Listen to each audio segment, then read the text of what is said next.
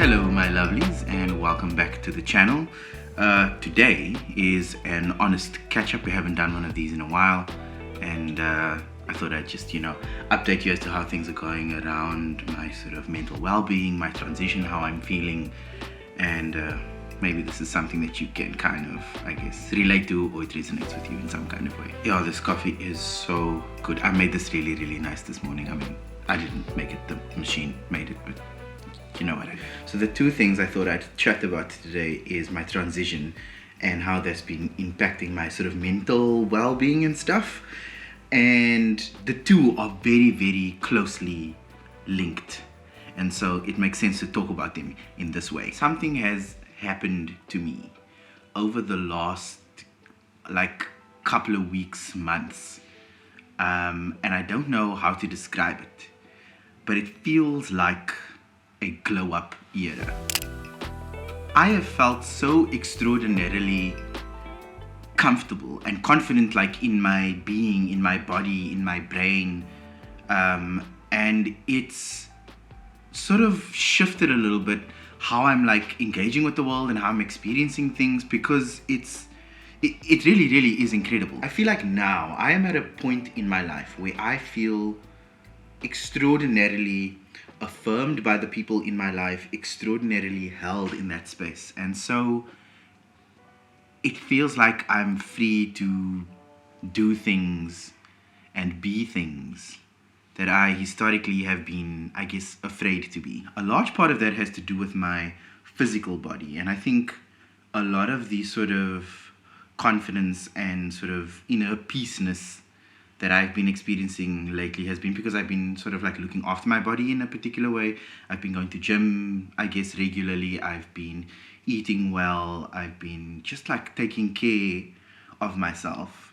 And it's manifested in this extraordinary way. I've been going out to quite a lot of like events and queer parties lately, and I've been wearing like the cutest outfits. Like, I feel so comfortable in my body now that I get to show it off in a kind of way that I historically really haven't. Like, I know in the back of my mind I'm still like a little bit overweight. I know that I'm not exactly physically where I want to be, but like I feel like I look really good, and because I think and feel that I look really good, I'm presenting in a way that's reflective of, I guess. I can't express to you how amazing it feels to like go out and just wear like a pants and virtually no top. Like, it's hot and it feels really good. I think I was always afraid to like, go out and wear things that were tight on my body, that like hugged my lower body, so that like my downstairs was like showing a little bit. But like somehow I don't know how I got there, but like I don't care anymore. I like who I am. I'm a really lovely person, and honestly, like, I don't care what the next person thinks of me. So yeah, it's been a really great time to be able to express myself in a way that I otherwise historically haven't. Before we go any further, I would like to thank the sponsor of today's video, who is Gender Dynamics. Gender Dynamics is a non-profit organization, and they were the first organization to be registered in Africa that focuses solely on trans and gender diverse people, communities, and their rights. For the last 2 decades, they have been working for trans communities here in South Africa. They've made legal gender recognition possible in this country, so you're able to amend your gender marker. They've been working on inclusive healthcare, to reform our healthcare system to make gender-affirming healthcare more accessible. And they've also been working in higher education to make those spaces more inclusive for trans and gender diverse persons. I've worked with them really closely over the last couple of years, and now Gender Dynamics needs your help with their new Rainbow initiative. They are raising funds to support the trans community here in South Africa with some of the economic and social difficulties that they are facing. So things like homelessness, economic hardship, mental wellness support, healthcare access. Head to the link in the description of this video to make a donation and help support them who help and support us. Thank you, Gender Dynamics, for sponsoring this video. Back to the coffee. So in these shifts in how I'm feeling about myself, about my body, has really translated into mental wellness for me. I feel like I can be a better partner, a better friend, a better confidant, a better, more productive person in my work, because there's this sort of thing in the back of my head that was always there that suddenly isn't there anymore. And there's a sort of like weightlessness, a liberation, a confidence about that it gives me in my day-to-day life, and that's extraordinary. I was actually having a conversation with a friend of mine, and it's a conversation that I've been having with other people before, and it's something that's been feeling more and more true for me, particularly now. I think there's such an incredible pressure on trans women to present in a particular way, right? To be incredibly hyper feminine, and so anything that's like masculine needs to be like discarded and shoved to one side and buried deep, you know. And so often on this channel, particularly in the comments, I see so many people talking about how masculine I still am, and I should change my voice, or my mannerisms are too manly. And before, those comments would bother me, and they don't anymore, because we all have traits that are masculine and traits that are feminine, and I don't get why we have to suppress those or favor one over the other. The conversation that I was in with a friend of mine, I had said to them that I now, as a trans woman, that I am out and proud and loud about it. I am so much more confident and comfortable in my masculinity now than I ever was when I was presenting as a boy. Like, that's wild. And I guess the flip side of that coin are people who are on the complete other spectrum of that, right?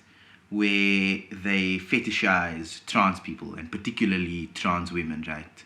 And there's this overly, I don't know, weird expectation for them to be a particular way and to behave in a particular way and to do certain things. And I guess maybe that's also part of the reason that I was feeling, I guess, to a certain degree, uncomfortable in my body and uncomfortable about who I am as a person, because some of those things weren't things that were coming from inside me, you know what I mean? Like, they weren't internal things. They were these structures and these weird expectations that other people had placed on me, and I felt that somehow I had to fulfill or perform those roles. Like, that's just weird. A couple of days ago, I was speaking at a book festival. I was on a panel with some really incredible queers, and the focus was around queerness in Cape Town.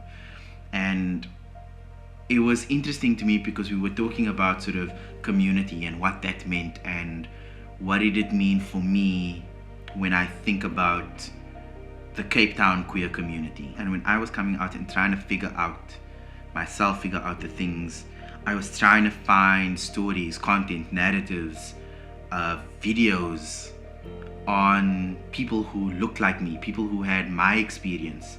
And for a large part of it, I couldn't access any of that. Like, I couldn't find any of that information. There was nothing on YouTube. There was no like books. There was very, very few like sort of mainstream articles about it. And I felt so incredibly alone and isolated. And that's not to say that there aren't trans people in Cape Town, or weren't trans people at the time when I was coming out, which was like a decade ago. It's just that I couldn't access them. I couldn't access their stories. And as a way to process how I was feeling about stuff, I came out spectacularly publicly. I started blogging about my experience and sort of documented the whole thing.